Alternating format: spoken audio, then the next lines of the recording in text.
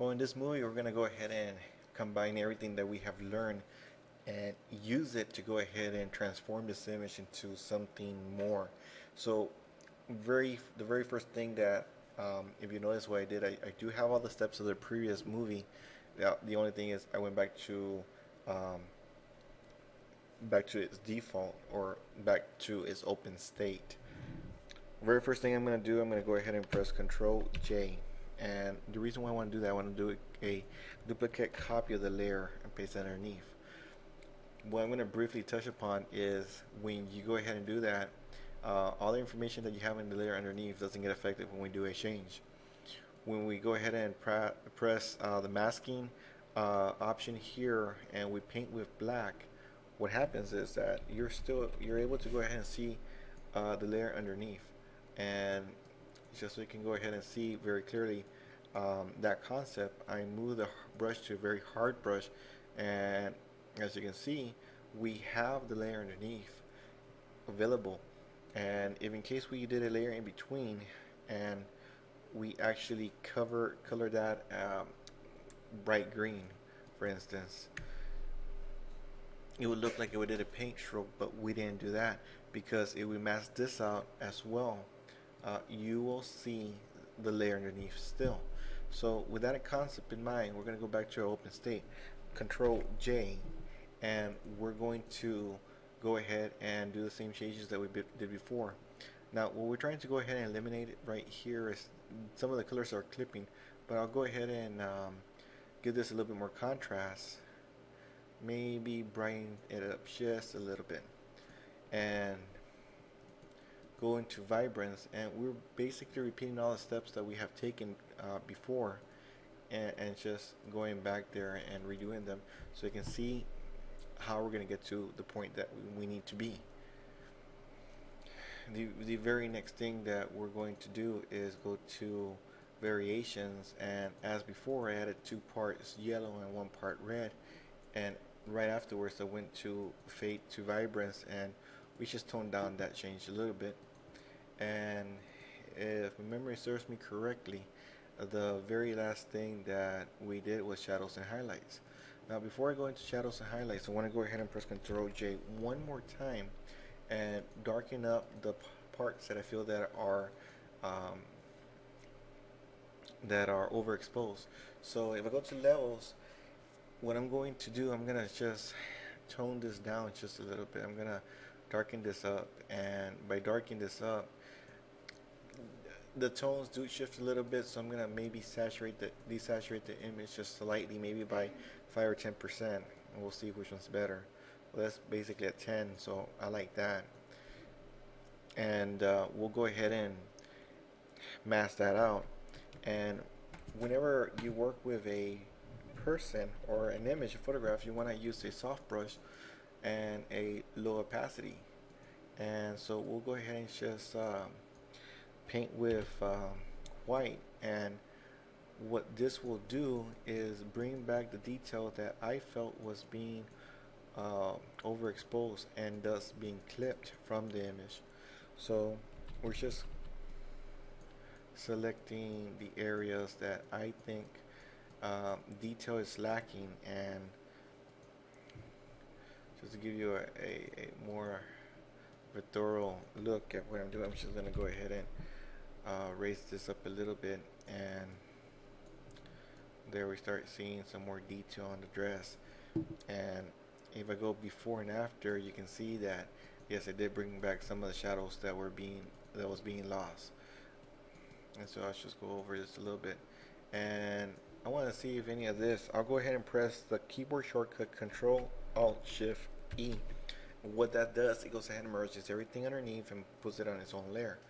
And I'll go ahead and go into adjustment, and I'll select levels and see what it's doing.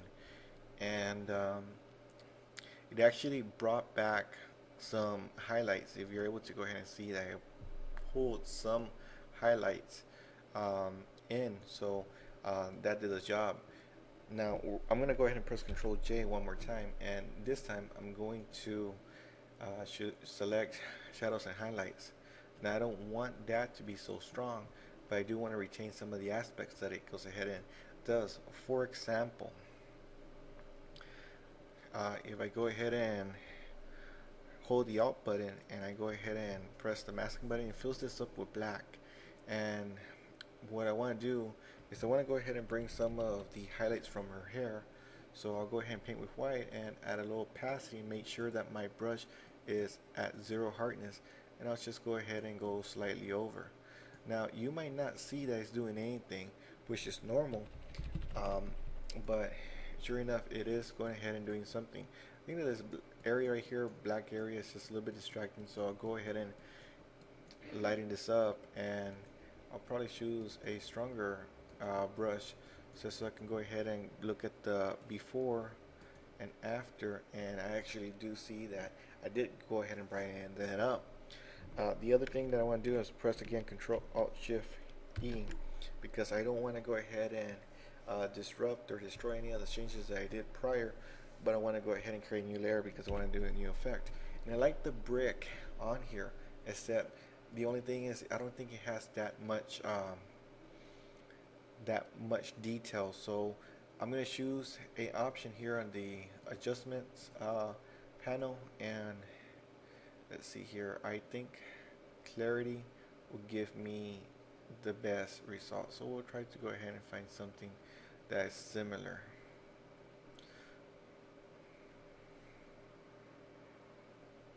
Let's do HDR toning. Well, this one is asking me if I want to flatten, so I don't want to do that. So we'll go ahead and select something else. Let's go ahead and choose shadows and highlights and see what options when I move highlights does it give me. I think that's more detail that I want.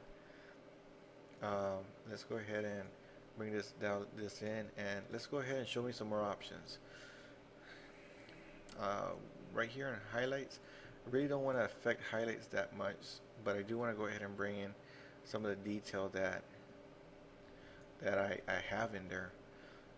And let's see here, mid-tone contrast. Let's see if there you go. That is what's going to give me more detail on here. And let's go ahead and see what color correction does. So the image itself is becoming very interesting. And if we go ahead and look at preview before and this now, it sort of has muted down some of the highlights. Like it had a healthy glow here, and now it's no longer.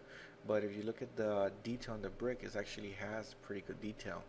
And we'll try to go ahead and touch more base on that, because we're going to go back into levels and see if we can go ahead and really bring in that detail on there.